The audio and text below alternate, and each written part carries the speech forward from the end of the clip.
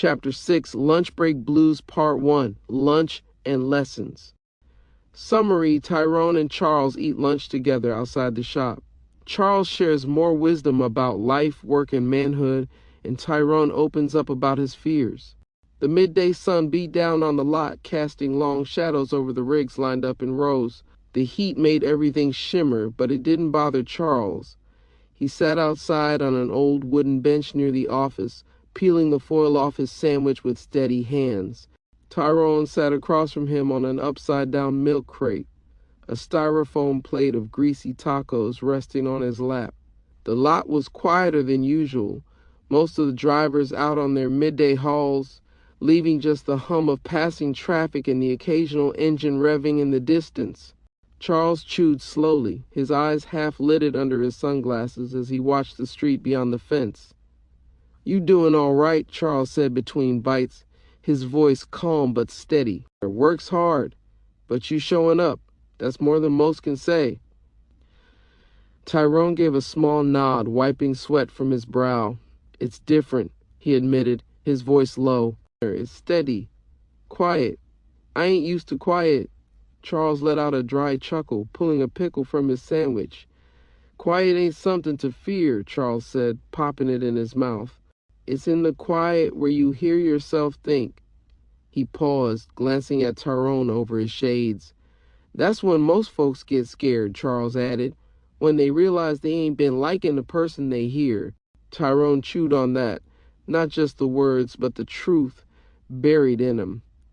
He glanced down at his plate, pushing the food around with his fork.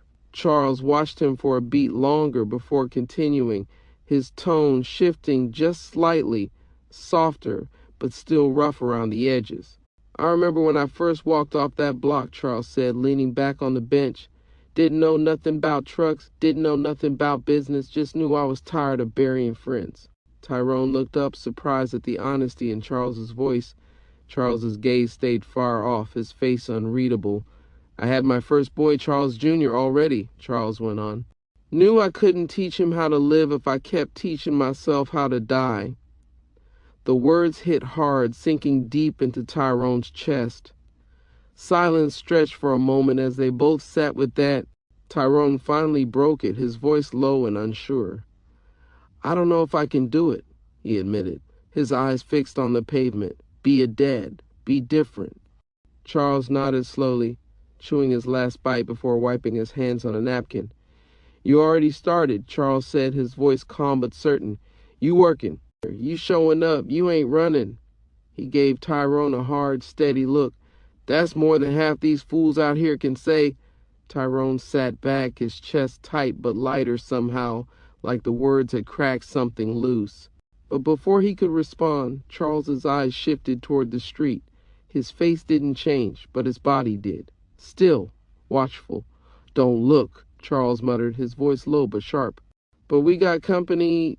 Tyrone's stomach dropped. He didn't need to look to know what that meant. End of part 1. Final line to echo in next part, don't look. "But we got company." As Tyrone and Charles finished lunch, 3 rivals approach. Florencia, 13 members from the earlier shooting.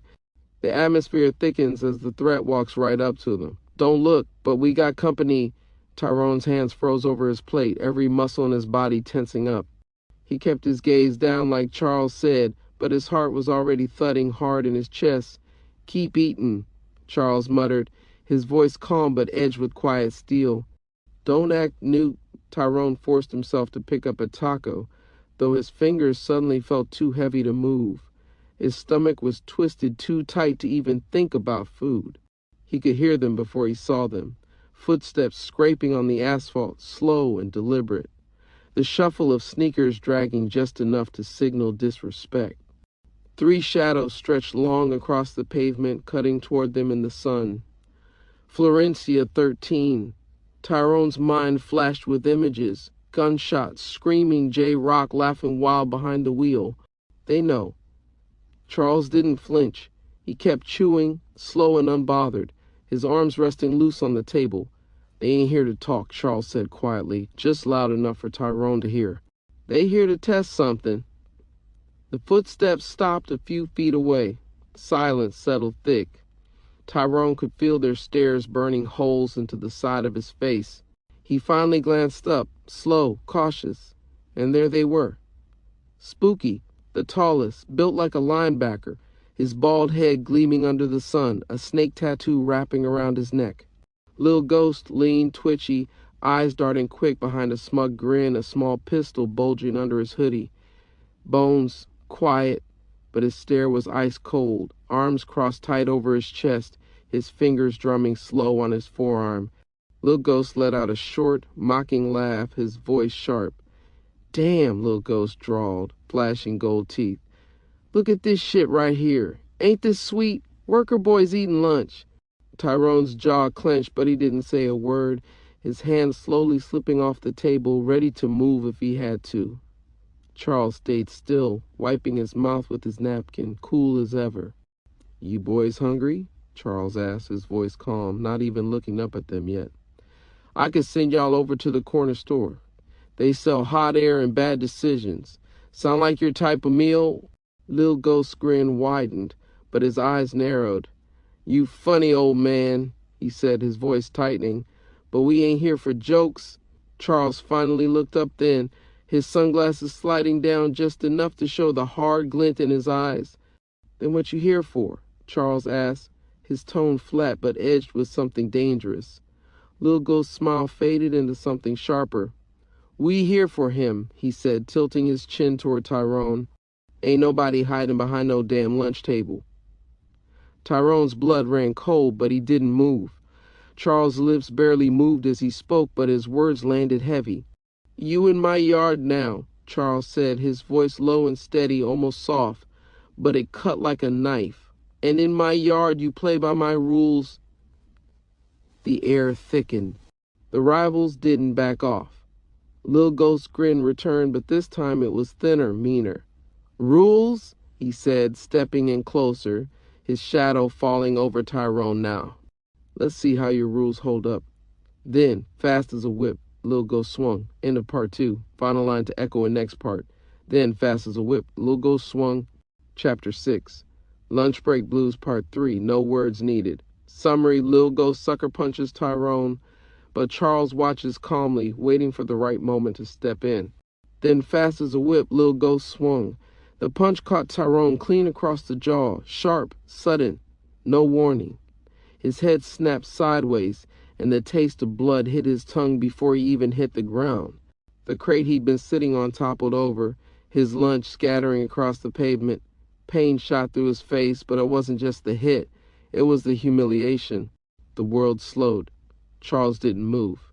He sat there, calm as ever, sipping his drink, his gaze steady behind his sunglasses.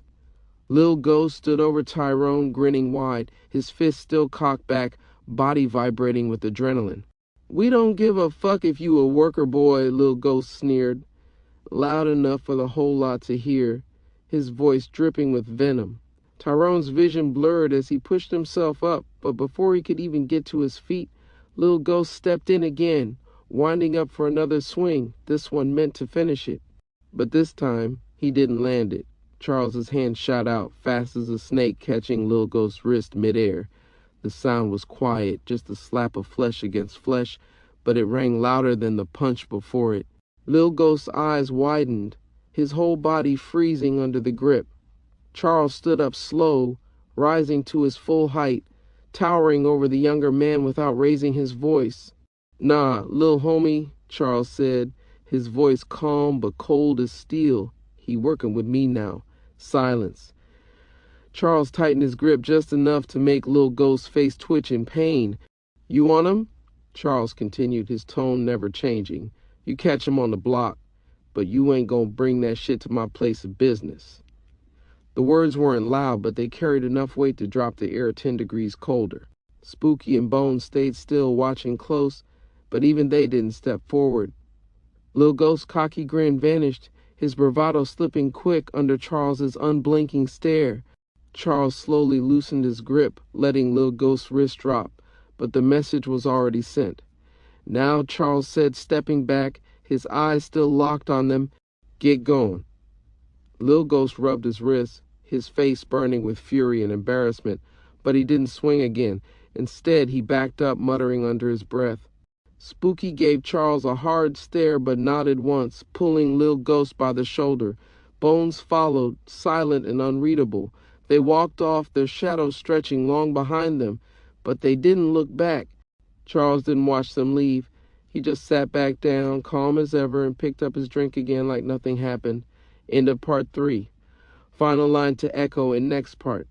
He just sat back down, calm as ever, and picked up his drink again like nothing happened. Chapter 6, Lunch Break Blues Part 4, The Warning. Summary. After diffusing the situation, Charles gives Tyrone a blunt warning about the dangers of riding both sides of the line. He just sat back down, calm as ever, and picked up his drink again like nothing happened. Tyrone wiped the blood from his lip, still sitting on the ground, his head spinning, not from the punch, but from the cold way Charles handled it all. Charles took another long sip, his eyes hidden behind his shades, then finally spoke, like they were just back to small talk. "You feel that?" Charles asked, his voice low and even, as if he hadn't just manhandled a gangbanger right in front of everyone. Tyrone pushed himself up, groaning, his face throbbing as he stared at Charles in disbelief. "Feel what?" Tyrone muttered, still catching his breath. Charles didn't look at him. He kept his gaze on the street where the rivals had disappeared. "That burn in your chest," Charles said, his tone sharp but steady. "That heat in your jaw, that little voice telling you to go grab a strap, handle it." Tyrone's mouth tightened, but he didn't answer. He didn't have to. Charles slowly turned his head, finally facing him, his sunglasses slipping down just enough to show his eyes, calm but piercing. "That's pride," Charles said, his words slicing clean. "And pride'll get you buried quicker than a bullet." Tyrone sat there in the dirt, sweat mixing with the blood on his face, breathing hard but listening. Charles set down his drink, leaning forward slightly, voice dropping lower. "You think I ain't had fools swing on me before?" Charles asked, his eyes never leaving Tyrone's. "Think I ain't been called a sellout, a coward, a traitor?" He shook his head slowly, his tone steady as stone. "Difference is I knew what mattered." Charles jabbed a finger toward Tyrone's chest, hitting just over his heart, not hard, but enough to make the point land. "You want to live for your ego," Charles said, "or live for your kid?" Tyrone's throat worked, but no words came out. Charles leaned back, grabbing his drink again, his final words quiet but heavy. "That's the choice every man gotta make." End of part 4. Final line to echo in next part. "That's the choice every man gotta make." Chapter 6, Lunch Break Blues, Part 5, Aftermath. Summary. After the confrontation, Tyrone sits in stunned silence. Charles finishes lunch like nothing happened, leaving Tyrone to sit with the weight of the lesson. "That's the choice every man gotta make." The words sat heavier than the punch. Tyrone sat there, his back against the bench, still wiping at the sting on his face, but his pride hurt worse than his jaw. Charles didn't say another word. He just calmly reached for the last half of his sandwich, took a slow bite, and chewed like he wasn't sitting in the middle of a storm that had just passed. He didn't glance at Tyrone again, didn't ask if he was all right, because Tyrone already knew. This wasn't about being all right. This was about learning. The quiet stretch between them, thick with heat and unspoken tension, but Charles kept eating unfazed.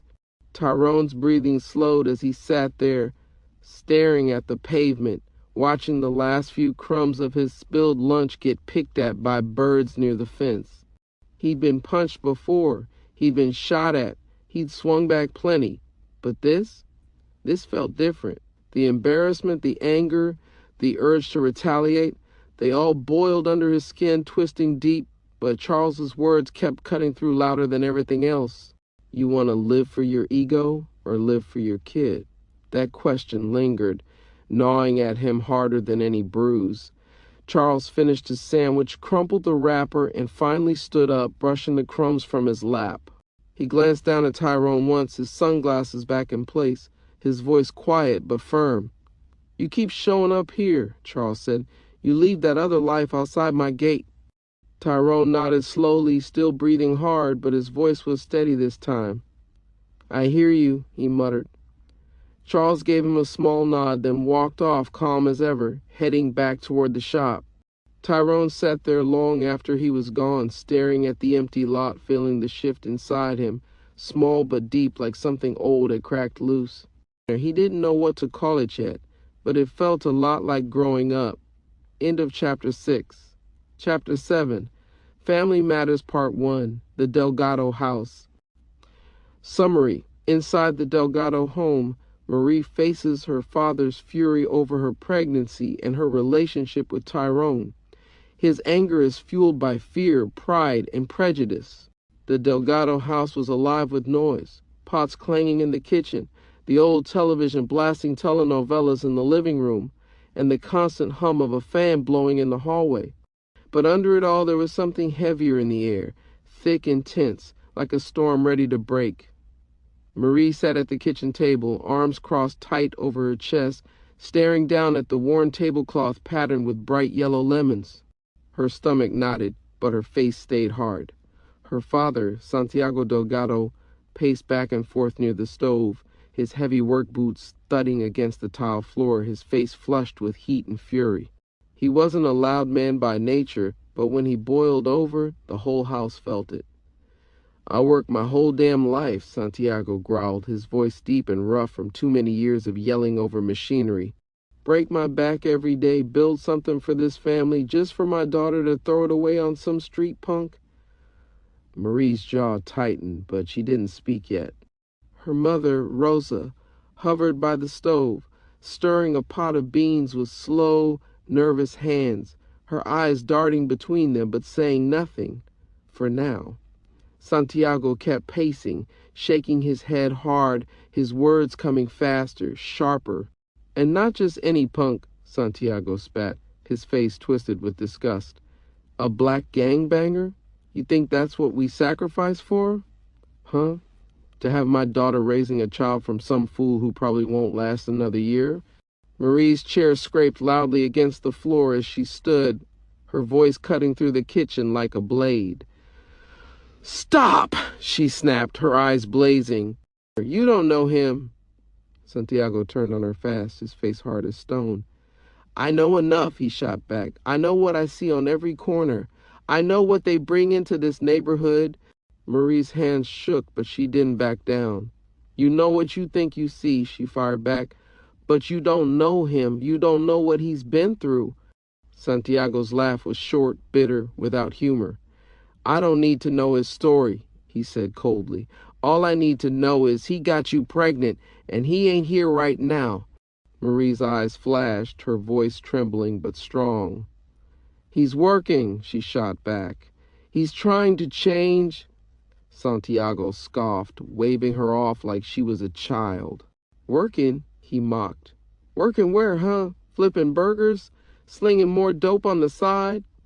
Marie's chest burned, but before she could speak again, Rosa finally stepped in, her voice soft but firm. Santiago, Rosa said quietly, her hand resting on the wooden spoon like she was ready to throw it if she had to. That's enough. Santiago's mouth tightened, but he didn't argue with his wife, not out loud. The kitchen fell into a thick, simmering quiet, the air heavy with unsaid words and too much heat. Santiago muttered something under his breath in Spanish, his voice low and venomous, then stormed out of the kitchen, his boots thudding down the hallway. A door slammed somewhere in the back of the house. Marie's chest rose and fell hard, her hands still shaking, but she didn't cry. She refused to cry. Rosa watched her carefully, her face lined with worry and something sadder, resignation. You know how your father is, Rosa said softly, her voice heavy but gentle. His pride is loud, but his heart worries. Marie didn't answer. She just stared at the empty hallway where her father had disappeared, her face tight but unreadable. End of Part 1. Final line to Eek.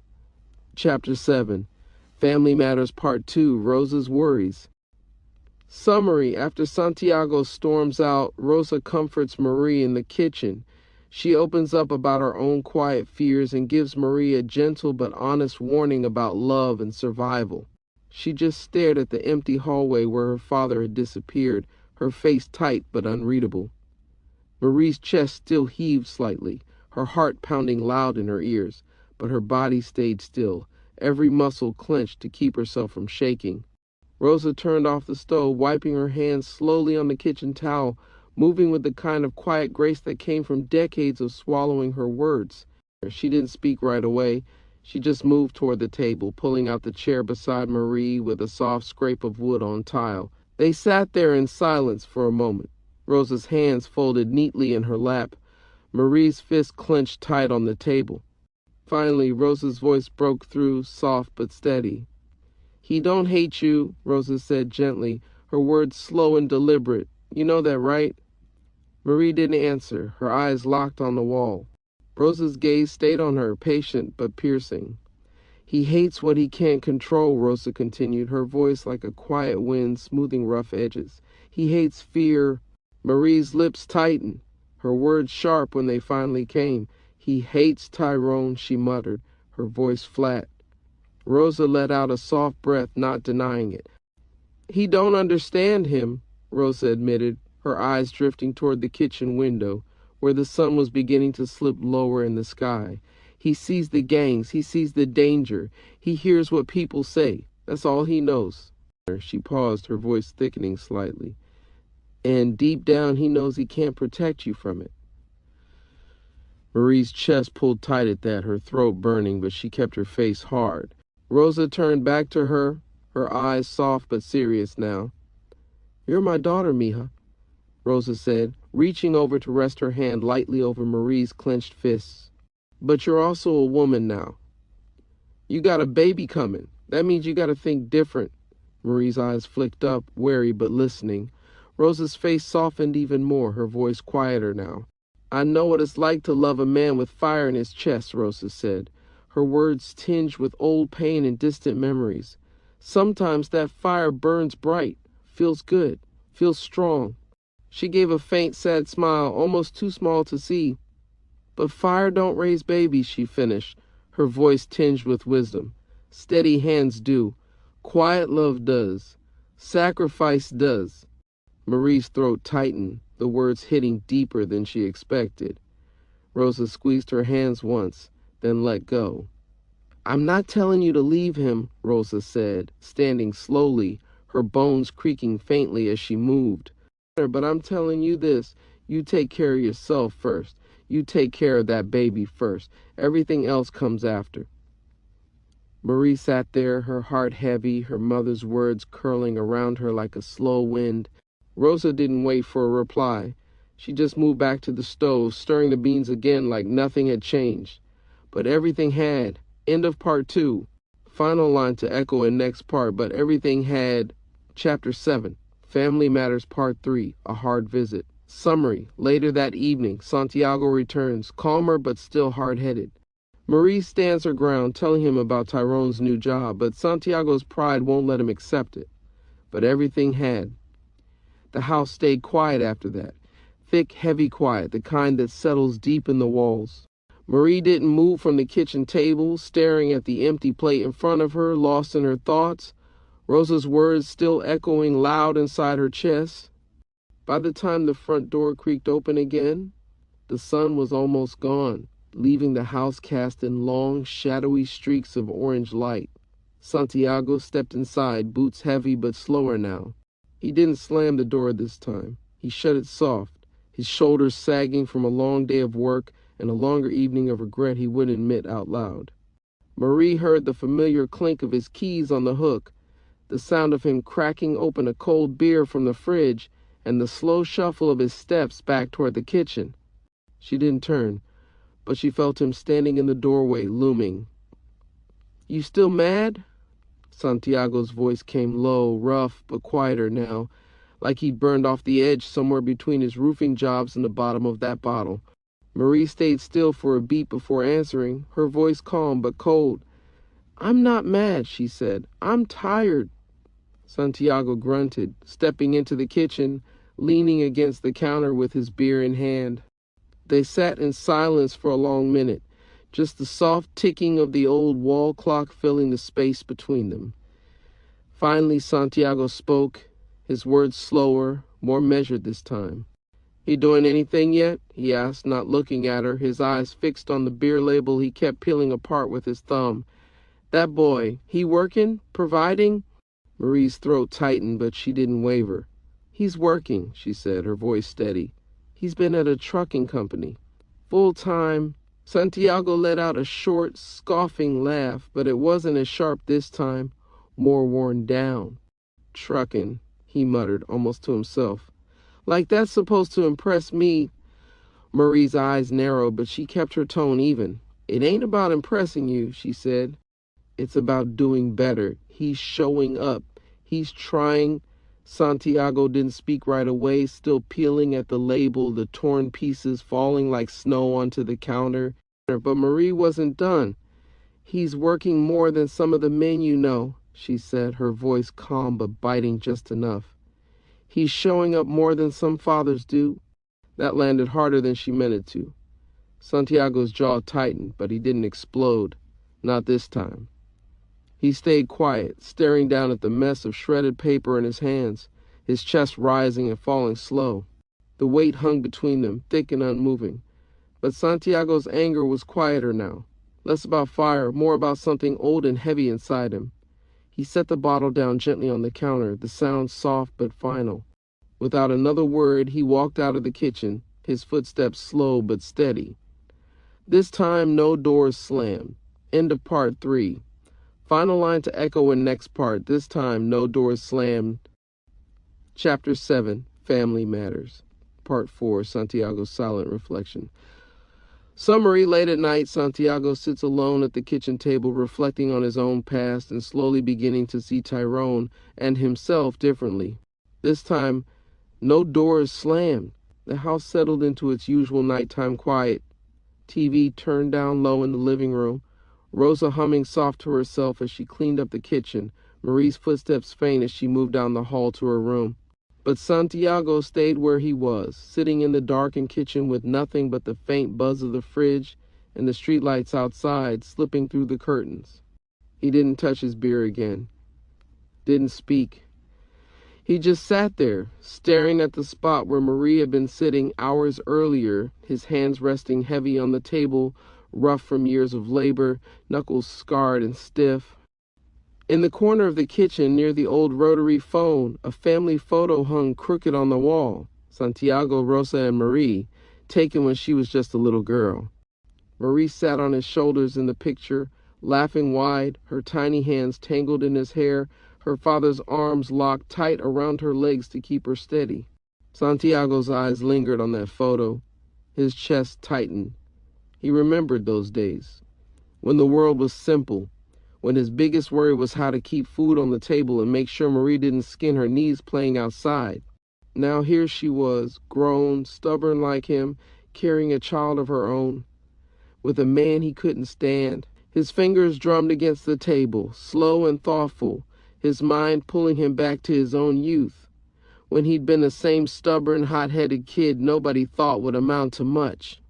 He remembered the fights he'd been in, the jobs he lost because of his mouth, the nights he'd come home reeking of liquor and anger, thinking nobody understood him.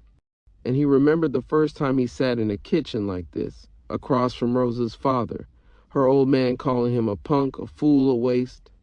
Santiago let out a slow, dry breath, the weight of those memories settling on his shoulders. Maybe that was the problem. He did understand Tyrone too well. His voice came low, almost too quiet for even himself to hear, raspy, rough, tinged with something close to regret. "Maybe he's not so different from me after all," Santiago muttered in Spanish, the words thick on his tongue. He sat there long after the house fell fully asleep, staring at the photo on the wall, the shadows growing longer around him. And for the first time, his anger didn't feel quite as certain. End of Chapter 7. Chapter 8, Lines in the Sand, Part 1, Pressure Builds. Summary: Tyrone keeps his head down at work, earning steady respect, but the old life comes calling again. The sun beat down hard on the lot, the kind of heat that soaked through your shirt and stayed on your skin long after the sun dipped behind the buildings. Tyrone wiped the sweat from his brow with the back of his hand, tightening the last strap on the load before slamming the latch shut on the trailer. His muscles ached from the day's grind, but there was something solid in the pain now, something earned. Charles stood nearby, arms crossed, watching him with that usual unreadable stare behind his sunglasses. "You moving like you got something to lose," Charles said, nodding once, his voice steady but with a flicker of approval underneath. "That's good." Tyrone gave a small nod, not needing to say much. He felt it too. Every hour he clocked, every load he hauled, every drop of sweat he left on the asphalt, it was distance between him and the life he used to know. And he liked that feeling more than he wanted to admit. By the time he finished unloading, the other drivers had started to notice too. Reggie slapped him on the back as they crossed paths near the water cooler. "You holding up better than most," Reggie chuckled, puffing on his usual cigarette. "Keep at it, young blood." Tyrone just smirked, heading back inside to finish the last bit of paperwork. It was almost closing time, and the shop had that slow, winding down energy, the kind that came with tired bodies and quiet satisfaction. But as Tyrone sat at the desk flipping through the route sheets, his phone buzzed hard against his thigh. He glanced down, already knowing it wasn't good news. J-Rock. The message was short but sharp. "We need to talk. Tonight." Tyrone stared at the words, his stomach tightening. He didn't have to guess what it meant. He knew. Old ghosts didn't stay buried, and loyalty had a price. He locked the phone, slipping it back in his pocket, his jaw clenched tight. Outside, the sun kept sinking, dragging the shadows longer, pulling the city back into the night. Chapter 8, Lines in the Sand, Part 2, Ghosts from the Past. Summary: Tyrone meets with J-Rock and the old crew at the park. The conversation turns heated as J-Rock tests Tyrone's loyalty, and Tyrone finally draws the line. Outside, the sun kept sinking, dragging the shadows longer, pulling the city back into the night. Tyrone's steps were slow but steady as he headed toward the old park, the streets familiar but different now, like everything had shifted just slightly out of place. The playground was empty this late, just the creak of the old swing set swaying in the breeze, the soft buzz of street lights, and the distant sounds of sirens moving somewhere else. He spotted them right away. J-Rock leaned against the chain-link fence, smoking, his chain glinting faintly under the flickering light.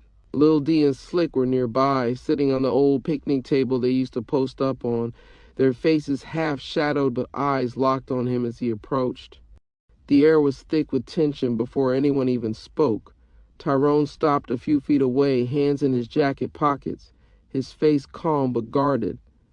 J-Rock let the smoke curl from his mouth slow before he spoke. "Look at you," J-Rock said, his voice low but sharp.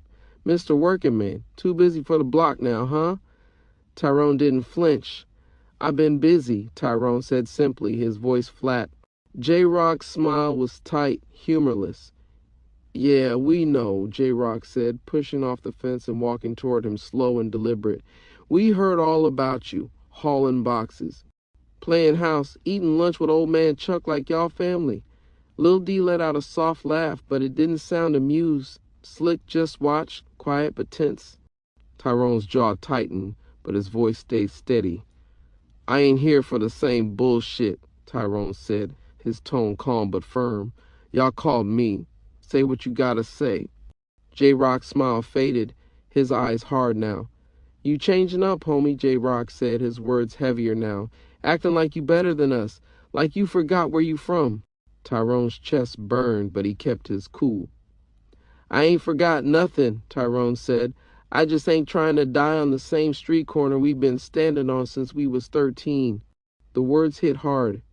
Lil D shifted uncomfortable, while Slick's eyes narrowed slightly. But J-Rock didn't back down. His voice dropped lower, more dangerous. "We hitting back," J-Rock said, each word clipped sharp. "Florenci ain't gonna walk around laughing at us. We setting it straight." He took a step closer, his stare locked tight on Tyrone's. "And we need you in," J-Rock said. "Ain't no sitting out this time."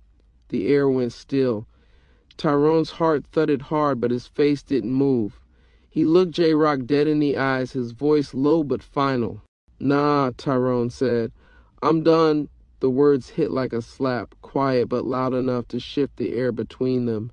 Lil D's mouth dropped slightly, stunned. Slick looked away, his face tight. But J-Rock just stood there, his face unreadable for a long moment. Then his voice dropped even colder. "You don't walk away from this," J-Rock said. "No more jokes, no more smirks. You either with us, or you in the way." Tyrone didn't blink. "I ain't with nobody but my family," he said, steady as stone. J-Rock stared him down, but Tyrone didn't move. Finally, J-Rock let out a slow breath, his smile returning, but this time it was darker. "All right," J-Rock muttered, stepping back. "We'll see how long that lasts." Without another word, he turned and walked off into the dark, Slick following close behind. Lil D stayed for a second longer, staring at Tyrone with something halfway between fear and regret. Then he followed too. Tyrone stood there alone, the weight of everything pressing in from all sides, but his feet didn't move. He'd drawn his line, and there was no stepping back now. End of Part 2, Chapter 8, Lines in the Sand, Part 3, Friend or Foe.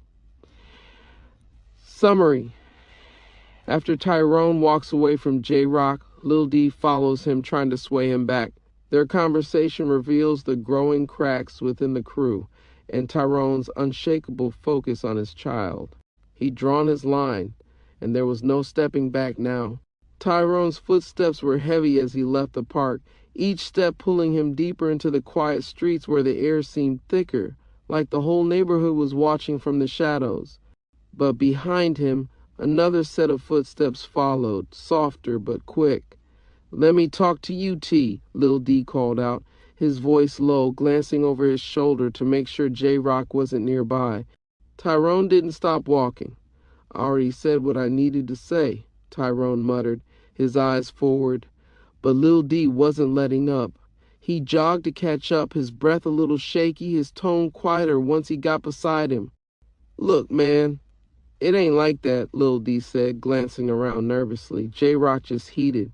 "He don't mean all that shit. He just scared we losing ground out here." Tyrone let out a dry, humorless breath, still walking. "Ground?" Tyrone scoffed. "Ain't no ground to stand on, D. That block ain't never saved nobody." Lil D shook his head, voice tightening. "You think it's that easy to just walk off?" he asked, his tone more desperate now. "You think you can just clock in and out like this life don't follow you?" Tyrone finally stopped, turning to face him, his eyes sharp and steady. "I ain't pretending it don't follow me," Tyrone said, voice low but thick with conviction. "But I ain't letting it follow my son." Lil D's face shifted, somewhere between guilt and envy. "You really think that kid gonna save you from all this?" Lil D asked, his voice almost breaking. "You think having a baby gonna erase everything you done?" Tyrone's jaw clenched, but his voice stayed calm. "I don't care about erasing nothing," he said. "I care about what's next." He took a step closer, his voice quiet but sharp enough to cut. "I ain't dying on that corner, D," Tyrone said, his words clear, steady. "I got a son coming, and I'm living for him now." Lil D stood there, staring at him, his face caught between respect and fear. For a second, it looked like he might say something else, but instead, he looked away, shaking his head. "They ain't gonna let it slide, bro," Lil D muttered, his voice hollow. "You know that." Tyrone didn't answer. He just turned and walked away, each step steady, each breath heavier, but his back stayed straight. He wasn't scared, not anymore. Chapter 8, Lines in the Sand, Part 4, A Father's Words. Summary: Tyrone walks home carrying the weight of his decision. He gets a text from Marie about their upcoming appointment, and Charles's words echo in his mind as he silently commits to his new path. He wasn't scared. Not anymore. Tyrone's feet hit the pavement steady and hard, his breath fogging in the cool night air.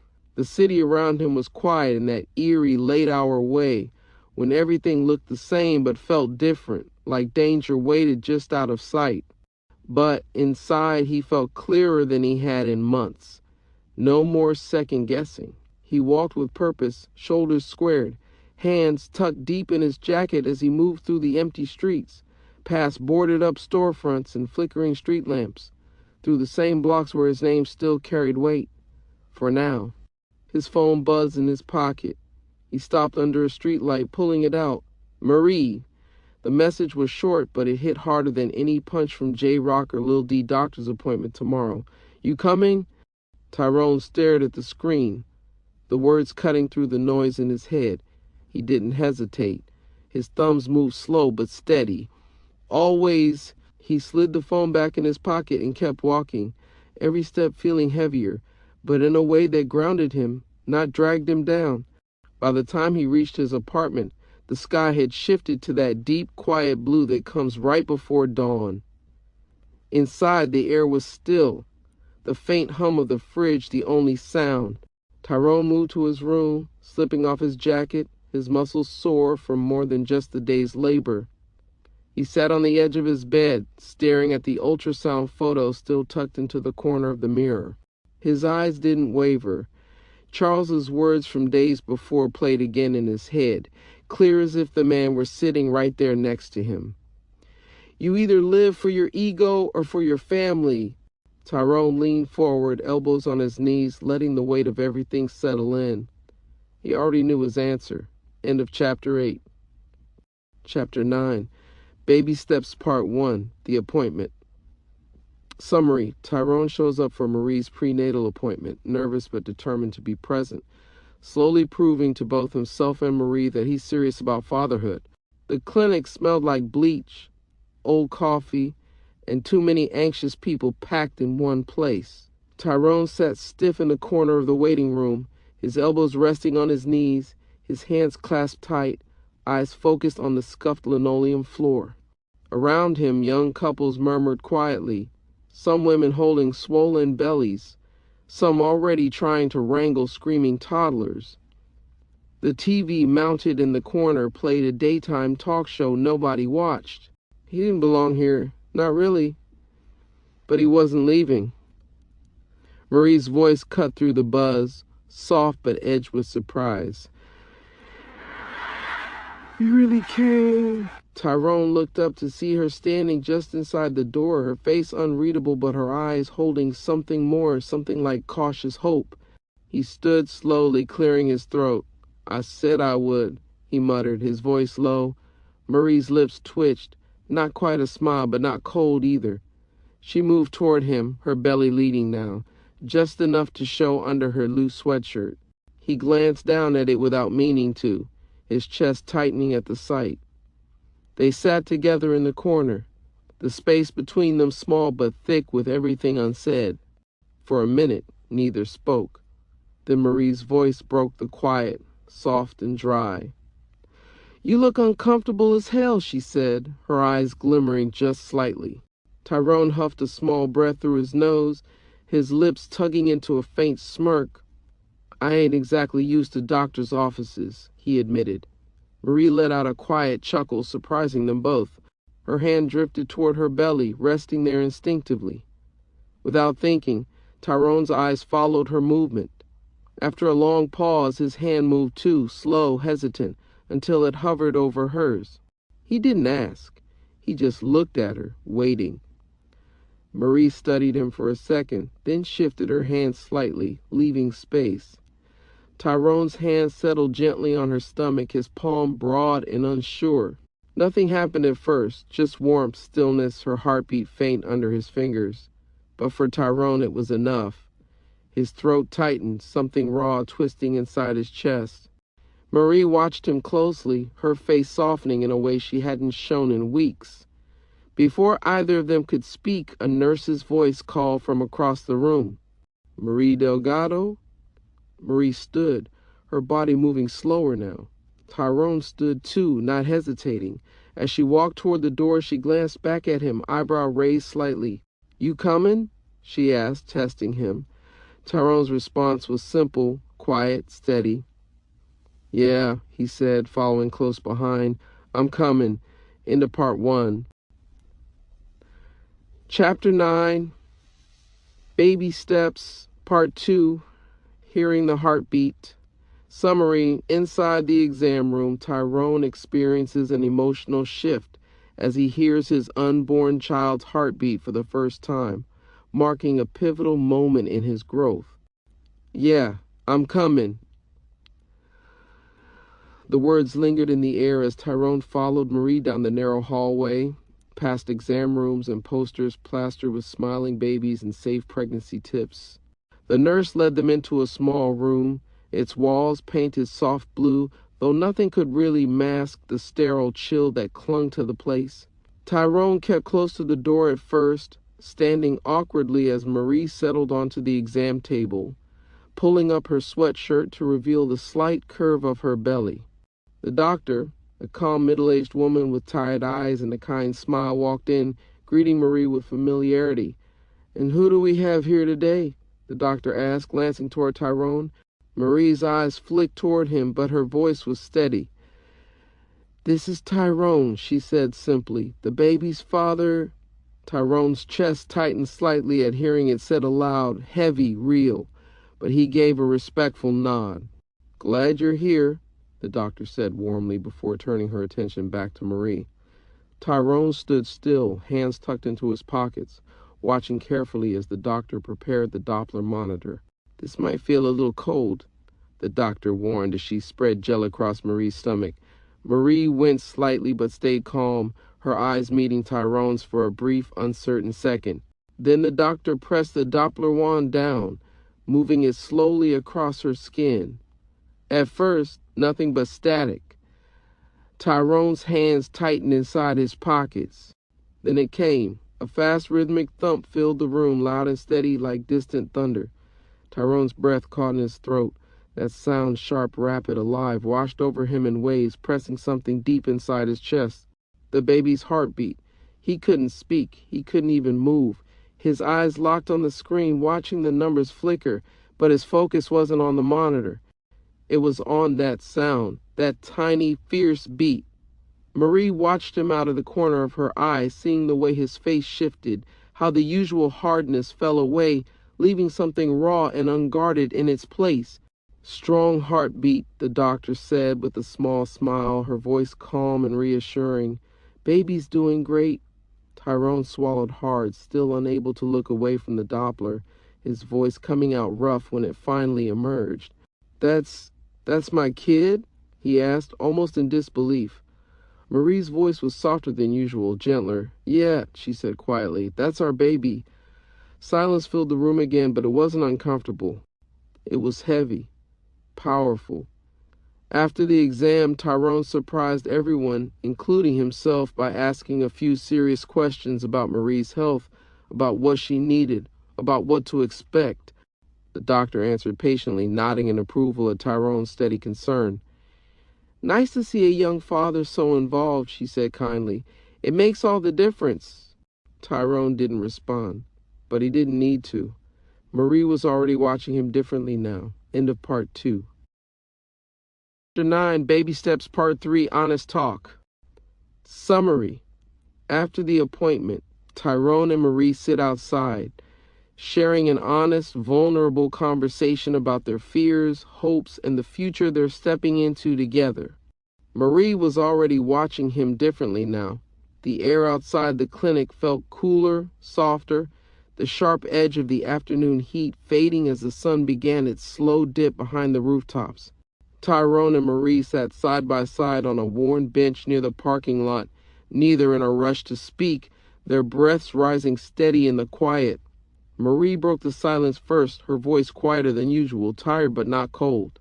"You really surprised me today," she admitted, her eyes staring ahead at the street beyond, watching cars pass by without really seeing them. Tyrone's elbows rested on his knees, his hands clasped together, still turning everything over in his head. "I ain't come to impress nobody," Tyrone said, his voice low but steady. "I came 'cause it's mine. I gotta be here." Marie let out a soft breath, her eyes flicking sideways toward him. "You scared?" she asked, her tone lighter, but there was no teasing behind it, just a genuine question. Tyrone didn't hesitate. Yeah, he said, his voice blunt but honest. Scared as hell. That pulled a faint smile from her, though her gaze stayed soft. Me too, she confessed, her fingers absent-mindedly tracing circles over her stomach. I don't know what's gonna happen. My dad, everything at home, he's still mad as hell. Says you'll never change. Tyrone's jaw tightened slightly, but he didn't fire back. Instead, his voice stayed calm, grounded. That's on him, Tyrone said. I can't live my life worrying about who think I'm gonna fail. I gotta prove it to myself first. Marie glanced at him again, surprised by the steadiness in his words. You really mean that? She asked. Tyrone nodded slowly, his eyes fixed on the horizon. I heard that heartbeat today, he said, his voice soft but firm. It ain't about me no more. Ain't about streets, respect, none of that. He finally turned to look at her fully, his eyes clear, serious in a way she hadn't seen before. It's about that baby, he said. And you, Marie's breath caught just slightly, her heart thudding harder in her chest. You think you can really leave all that behind? She asked, her voice dropping lower. Tyrone's answer came without hesitation. I already did. The quiet settled again, but this time it wasn't uncomfortable. It felt solid, real. Marie looked down, a small reluctant smile pulling at her lips as she shook her head slightly. You always gotta say the last word, huh?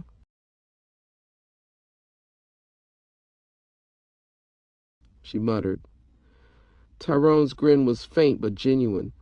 Nah, he said, leaning back on the bench, his voice easing for the first time that day. I just speak what's true.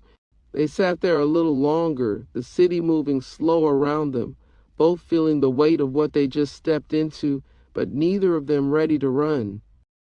Chapter 9, Baby Steps Part 4, Back at the Lot. Summary. Later that day, Tyrone returns to work at King of Five. He shares his experience with Charles, earning rare praise, and silently cements his commitment to this new life. They sat there a little longer, the city moving slow around them, both feeling the weight of what they'd just stepped into, but neither of them ready to run. By the time Tyrone made it back to King of Five, the sun was dipping low, casting long shadows across the lot. Most of the drivers had already cleared out, the air quieter now, just the occasional rumble of an engine cooling down and the distant hum of a radio somewhere inside the shop. Tyrone walked in steady, the soreness in his body familiar now, but his mind clearer than it had been in a long time. Charles was in the back office, going through invoices, his glasses low on his nose, his pen moving fast across the page. Without looking up, he spoke, his voice carrying just enough bite to show he'd been waiting. You look like you seen a ghost, Charles said, still scribbling. Tyrone smirked faintly, leaning against the doorframe. Nah, Tyrone replied, his voice calm. Doctor's appointment. Charles paused, glancing up over his glasses, studying him for a beat longer than usual. And you went, Charles said, half statement, half question. Tyrone nodded once. Yeah, he said simply. Wouldn't miss it. Something flickered in Charles' eyes. Approval, respect, something deeper. But his face didn't shift much. He leaned back in his chair, setting the pen down, his voice steady but quieter. Good, Charles said. Real good. Tyrone didn't expect more than that, but Charles wasn't done. You know, Charles said, his tone a little softer now, most boys don't make it past that first appointment. They talk big, then they disappear the minute shit feels too real. He held Tyrone's gaze for a moment, serious but not harsh. But you showed up, Charles said firmly. You gonna be all right, Reed. You just gotta keep showing up. Tyrone's chest tightened a little, not from pressure, but from something closer to pride. He gave a small nod, the words sticking deeper than anything else he'd heard all day. I will, Tyrone said quietly. Charles gave a small grunt, almost like a satisfied sigh, then went back to his paperwork. The conversation finished, but the respect left hanging in the air between them. Tyrone turned and headed back toward the lot, the evening air cooling against his skin. He finished the last few tasks without being asked, moving with calm, focused hands, every motion steady. As the last truck rumbled to a stop, Tyrone stood alone in the lot, wiping grease from his palms, staring out at the horizon where the city lights began to glow. He didn't speak. He didn't need to. He already knew where he stood. End of chapter 9.